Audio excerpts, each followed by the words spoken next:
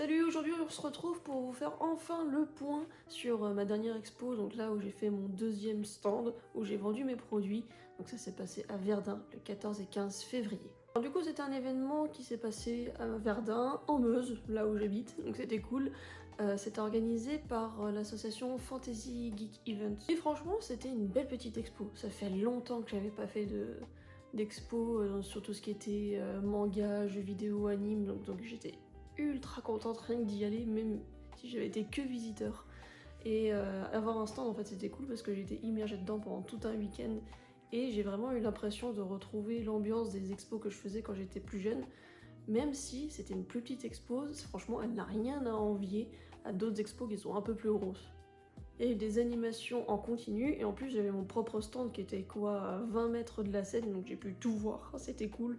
Donc By Tindro, le concert de Exor 3X, je dis pas de bêtises, les concerts de groupes, de chants, de reprises, les danses K-pop, tout ça. Et j'en passe, il y avait plein de choses, sans oublier le cosplay bien sûr, j'étais vraiment à même pas 10 mètres du stand de cosplay. Et j'ai aussi eu l'occasion de faire 3 belles rencontres, donc c'était mes voisins de stand on va dire. Je vous mets les liens ici pour que vous puissiez aller voir un peu ce qu'ils font si ça vous intéresse. Bon, maintenant je vais reprendre mes petites notes car on va entrer dans le nerf de la guerre, on va parler chiffres. Est-ce que j'étais rentable sur cette expo? Donc déjà si vous avez suivi sur les autres réseaux ou bien rien que les shorts, vous savez que déjà j'ai fait des ventes et donc ça c'est cool. Du coup pour vous faire un petit récap, je vais pas dire chaque article mais j'ai vendu que des bonnets, j'en ai vendu 7 pour un total de 172 €. Donc ça c'est 172 € de chiffre d'affaires. Après pour savoir si j'étais rentable, il faut reprendre toutes les dépenses qui sont liées à l'expo tout simplement. Déjà pour les dépenses, la première chose qu'on pense c'est les frais d'inscription. C'était un week-end, donc c'était pour un jour, c'était 50 €, donc x 200 €. Plus moi, j'avais pas encore de table, donc j'ai payé 10 € de plus pour la table, donc 110 € rien que pour l'inscription à cette expo. Ensuite, même si j'ai pas de trucs officiels, etc., j'ai calculé combien ça m'a coûté en frais d'essence, parce que j'ai fait les 2 allers-retours les 2 jours. Pour pouvoir aller sur place, j'avais une cinquantaine de minutes de route, et apparemment ça m'aurait coûté 20 € d'essence. Après, pour faire les ventes, j'utilise un boîtier SumUp. C'est la même marque, on va dire, que pour mon site internet.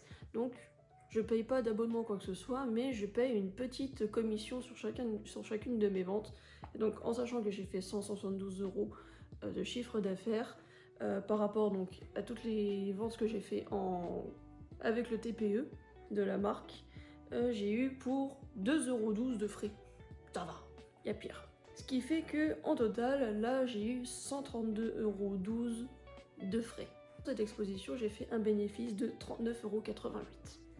Après, si on veut encore pousser un peu plus loin, parce que maintenant le mois est passé, donc j'ai fait ma déclaration à l'URSSAF et j'ai fait exclusivement que des ventes à cette exposition dans le mois. Je n'ai pas fait de vente sur internet.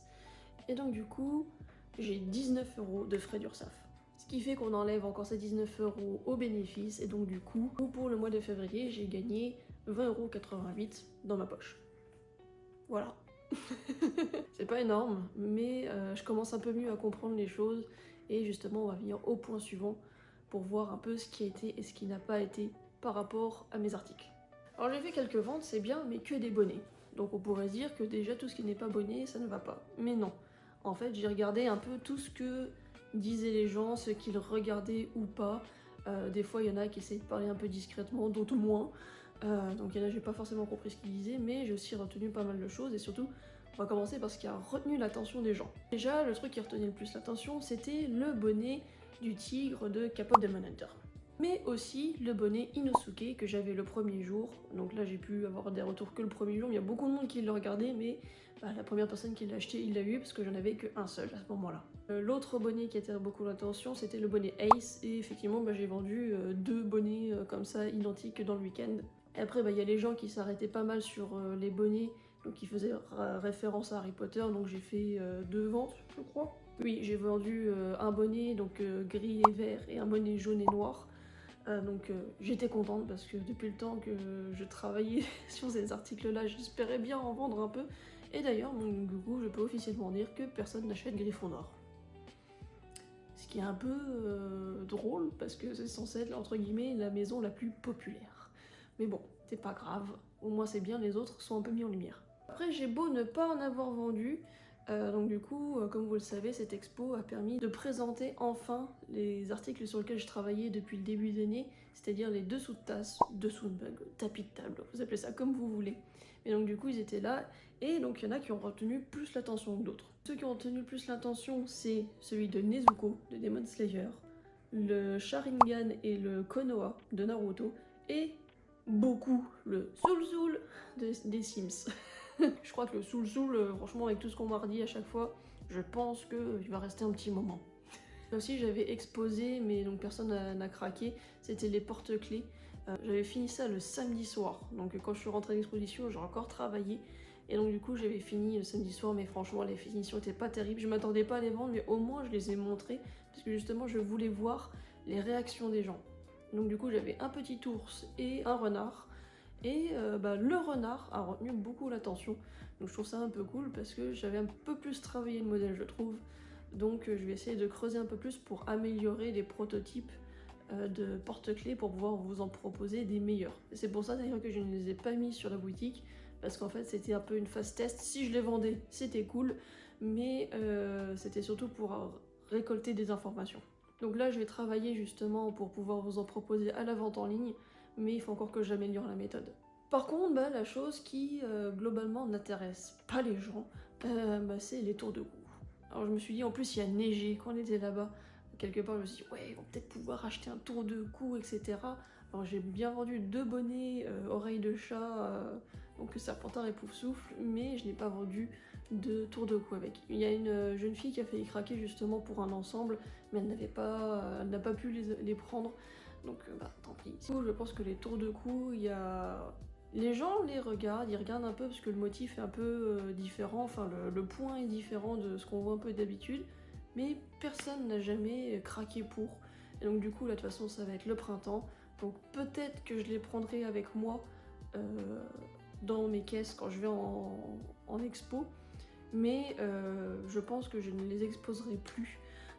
Parce que ça prend de la place sur la table, je vais avoir des nouveautés et le problème c'est que les gens ça ne les intéresse pas. Et donc du coup, toutes ces informations, ça m'a permis de voir ce qui marche, ne marche pas et voir ce que je vais faire par la suite. Il y aura des expos plus tard, mais donc du coup qu'est-ce que je prévois pour l'organisation déjà, pour améliorer déjà je vais acheter ma propre table. Parce qu'à chaque fois une table c'est une dizaine d'euros pour juste qu'on te donne une table pliante qu'on te pose, etc. Une table que tu vas même pas garder pour toi, je trouve ça un peu cher au final. Donc au début là c'était bien parce que j'ai pas forcément les fonds pour investir là-dedans, mais là j'ai encore 20 euros. J'ai 20 euros de bénéfice et je vais voir si je peux pas mettre un petit peu en bout pour m'acheter une table, comme ça la prochaine expo, d'ailleurs on y reviendra plus tard, je ne payerai pas l'inscription, le prix de la table, juste l'inscription à l'expo, et comme ça fera déjà des petits frais en moins. Vous l'avez vu déjà avec les dessous de tasse, je veux faire des articles qui seront utiles ou bien que vous pourrez porter en toute saison. Donc c'est pour ça que je vais continuer sur cette direction-là, des choses qui pourraient être intemporelles ou bien qu'on peut prendre toute l'année, voilà. Et aussi faire des articles là avec le printemps-été qui arrive, qui seraient plus dédiés à la saison estivale, tout simplement. Aussi la dernière chose c'est que vous savez je m'inspire beaucoup de la pop culture, des animés, des mangas, des séries, etc. Mais aussi j'aimerais faire des choses qui rappellent, donc des motifs qui vont rappeler la pop culture, sans par exemple dire tiens j'ai envie de faire un truc de Demon Slayer, pouf je prends le personnage et je le colle dessus. J'image, hein, voilà. Mais peut-être faire juste un truc autre chose, mais qui va rappeler par exemple Demon Slayer, si on reprend le même exemple. Quelque chose qui va rappeler, mais sans être directement l'inspiration. Donc là, je suis en train de travailler sur tout ça. Bon, il y a des choses plus classiques, vous me connaissez, parce que comme j'aime les animés manga en ce moment, j'ai envie de faire plein de trucs là-dessus. Donc c'est en train de venir, c'est en cours de prototypage en ce moment. Mais donc du coup, j'aimerais aussi faire d'autres choses à côté qui soient un peu plus soft au niveau inspiration. Alors je vous ai dit qu'on allait y revenir, je vais participer à d'autres expos dans les temps à venir. Il va y en avoir 3, il n'y en a plus que 2 parce qu'il y en a une qui a été annulée, donc j'essaye de voir si, parce que c'est sur ce mois-là, j'ai rien d'autre, Donc je vais essayer de voir si je peux pas trouver une autre que je vais mettre à la place. Autrement, la prochaine fois que vous aurez l'occasion de me voir en expo, donc avec un stand, ce sera à Manga Expo le 25 et 26 avril à Tomblaine. C'est pas hyper loin de Nancy, donc si vous avez la possibilité, voilà. Ce serait cool de pouvoir vous voir, surtout qu'ils commencent à annoncer les invités et ça envoie du lourd. Et l'autre expo qui est donc prévue pour le moment, ce sera le 6 et 7 juin à Strasbourg pour la Japan. Avant, elle était appelée Japan Addict, maintenant c'est la Japan. Et donc du coup, ils refont un peu tout, ils ont une affiche qui est vraiment cool. Et il va y avoir énormément de stands. Et donc moi je vais être là-dedans. Donc du coup, voilà, vous pourrez me retrouver à Strasbourg à ce moment-là. Donc du coup, ces deux expos, je suis à la fois ultra excitée à l'idée de les faire, mais je suis un peu stressée en même temps parce que j'ai envie de vous proposer des trucs sympas. Donc c'est pour ça en ce moment, il y a une grosse phase prototypage pour vous proposer plein de nouveautés et des choses qui pourront vous plaire. Donc j'espère qu'on pourra se voir à ce moment-là et que ça vous plaira. Voilà, ça va être la fin de cette vidéo. Si vous avez des questions ou si vous avez apprécié la franchise que j'ai pu avoir tout au long de cette vidéo, n'hésitez pas à me le dire en commentaire. Je réponds normalement tous les commentaires, sauf si j'ai vraiment pas le natif, mais normalement je réponds à tous les commentaires. N'hésitez pas aussi à vous abonner ici et à tous mes autres réseaux, et me laisser un petit pouce, comme ça fait du bien un peu à l'algorithme YouTube. Bon, merci d'avoir regardé cette vidéo, et puis on se retrouve pour une prochaine vidéo. Ciao!